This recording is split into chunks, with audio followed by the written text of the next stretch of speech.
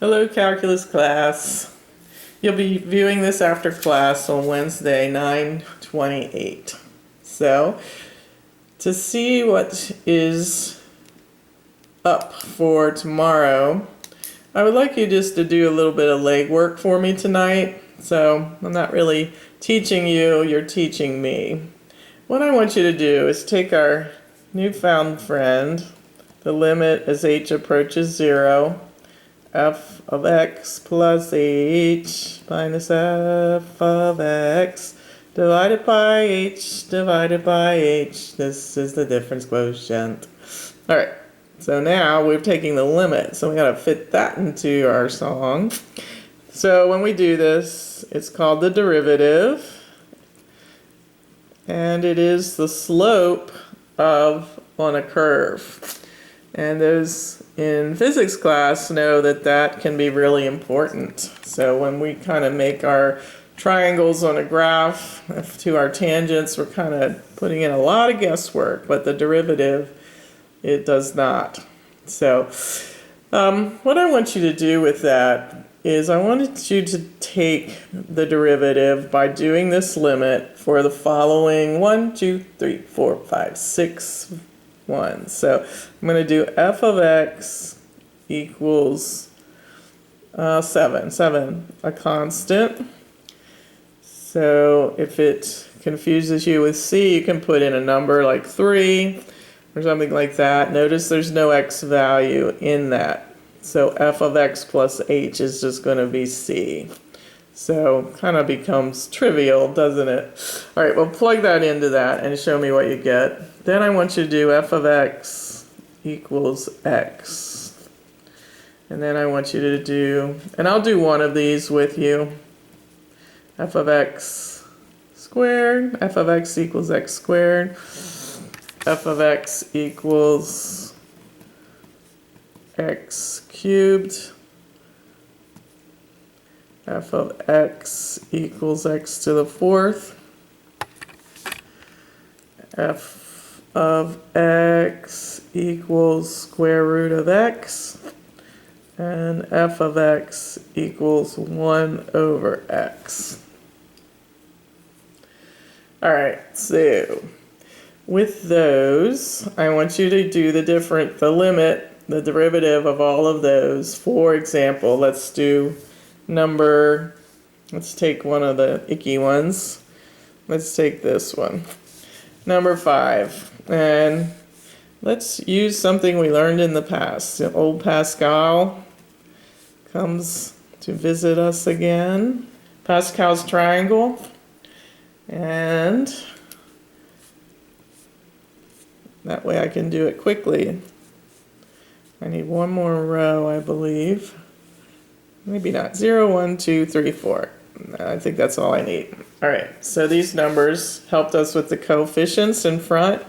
And since we're raising, so we end up doing, for this one, the limit as h approaches 0 of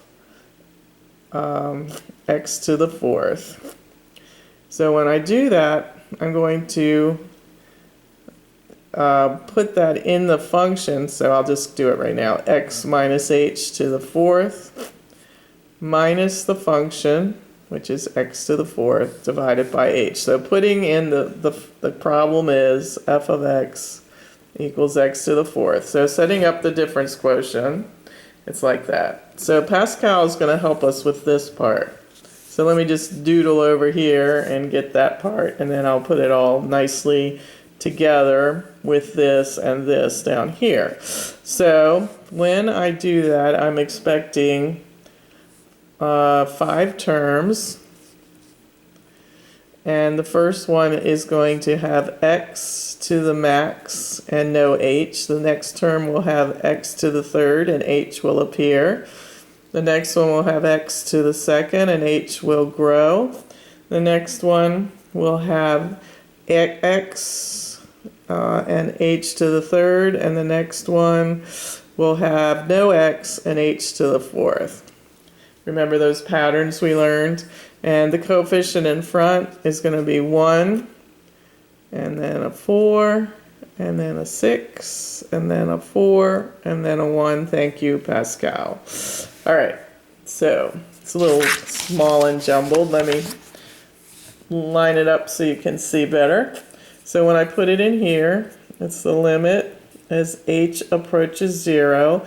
Now this value, I just calculated over here, x to the 4th plus 4x cubed h plus 6x squared h squared plus 4xh cubed plus h to the 4th. So that's where I copied this out so it's more readable.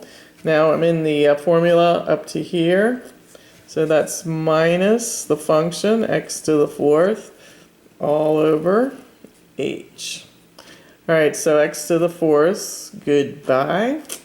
And h is in each term, so I'm going to cancel this one will be reduced to 1, this one will be reduced to 2, and this one will be reduced to 3.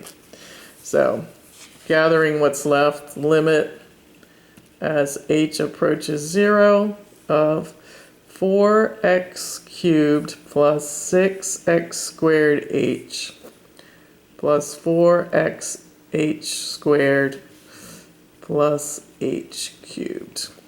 And the h is gone from the denominator. All right, so taking the limit of that as h approaches 0, this term has an h in it and this, so they all go to 0. And this term doesn't have an h in it, so it remains. So the limit came out to be 4x cubed. All right, so I want you to do that.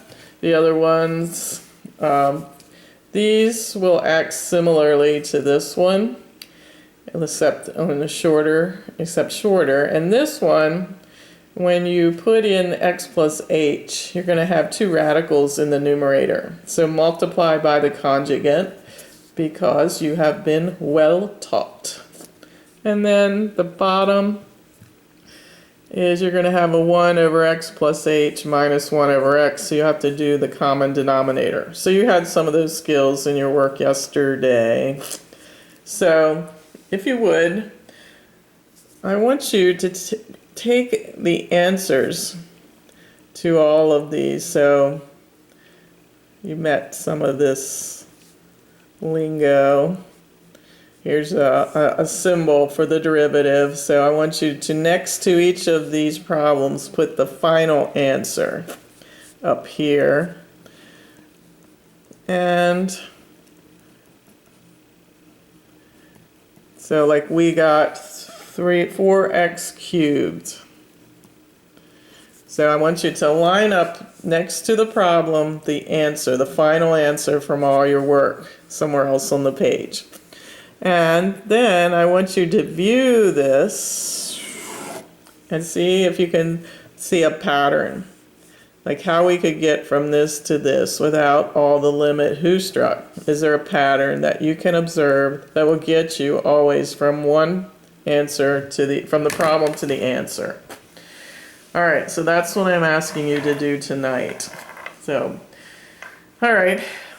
Blessings on that and blessings on your evening, and I'll see you tomorrow. Good night or goodbye.